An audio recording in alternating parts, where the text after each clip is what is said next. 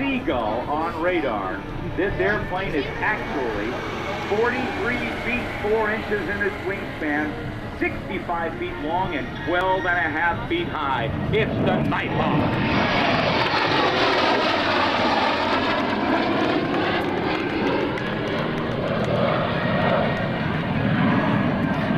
Radar cross-section of a 3-ton panel truck, if it were to show up on the blip of a radar screen, would be about the size of a quarter. A Boeing 747 passenger jet would have a radar cross-section or a signature about the size of a dime. A Boeing B-52 Stratofortress would have a radar cross-section, a radar signature about a ½ an inch in diameter. The Rockwell B-1B bomber, like you see off to the right here on static display, on ground display here at Dayton, would be about 1/8 of an inch in diameter. But the Lockheed F-117A Nighthawk has a blip about 1/64 of an inch across. As a matter of fact, the radar cross-section of all the F-117s put together is less than that of a B-52 Stratofortress. From the left, in a low-speed pass from the 49th Fighter Wing at Holloman Air Force Base, New Mexico, the F-117 Nighthawk.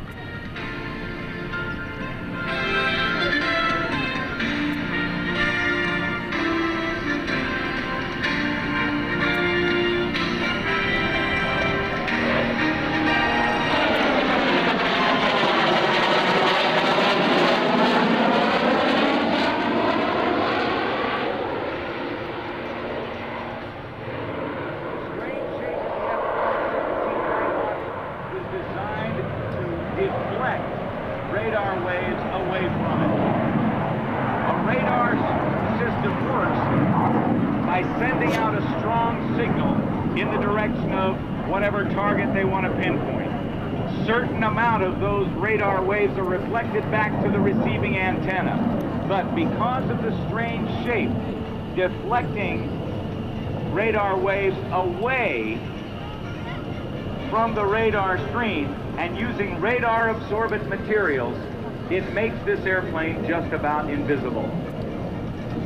The service ceiling is still classified on this airplane, and the maximum speed is estimated to be just about the speed of sound. But it is not necessarily speed that's important, because it's so stealthy, it can get in and get its bombs on target and get out without anybody knowing it.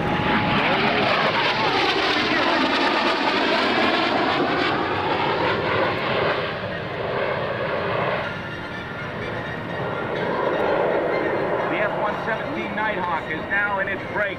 It's going to come back and land here at Dayton. If you were here earlier when it took off, this aircraft actually went out and visited a couple of more air shows.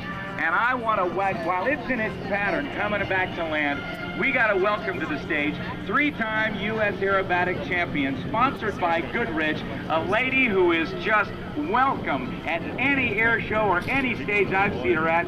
Please welcome to the stage, Patty Wagstaff. Hi, Patty. Thank you, Rob.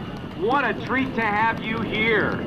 And congratulations to you, Patty Wagstaff, because just a couple of months ago, the readers of Aviation Week and Space Review, the most influential aerospace publication that there is, the readers of that magazine chose you among the top 100 stars in aviation of the past 100 years. Ladies and gentlemen, number 66 of the top 100 people in aviation of all time. Thank you. Congratulations. This is like the greatest air show I think I've ever been to. Thanks for making it so special. Isn't it wonderful? Great to be here. These folks have seen the mother of all air shows. Patty Wagstaff, everybody, give her a great round of applause. If anybody wondered why they call it why she calls it hardcore aerobatics, you got the good example of hardcore flying here a while ago, and I don't get to see Patty fly again.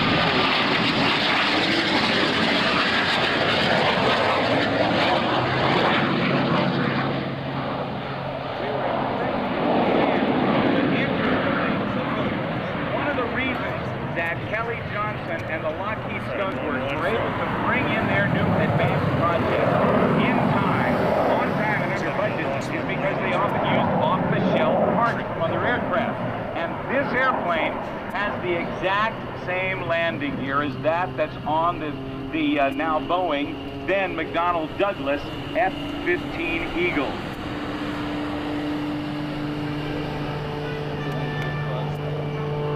Well, we hope you don't need first aid, but if you do, just look for one of the EMS tents located throughout the showgrounds. There are three, no less than three, one just inside the main gate where you walk through, and then several EMS tents throughout the air show grounds for your convenience. All you have to do is look for the red and white tents with the red cross on the front, and their professionals are inside waiting to help you or a member of your family. We had a request again to ask people, please, oh please, don't go smoking cigarettes near the airplanes. We had somebody who was lighting up under the B-1, and you don't want to do that. Please don't smoke anywhere near the airplane. Get well away from them if you feel that they have to light up.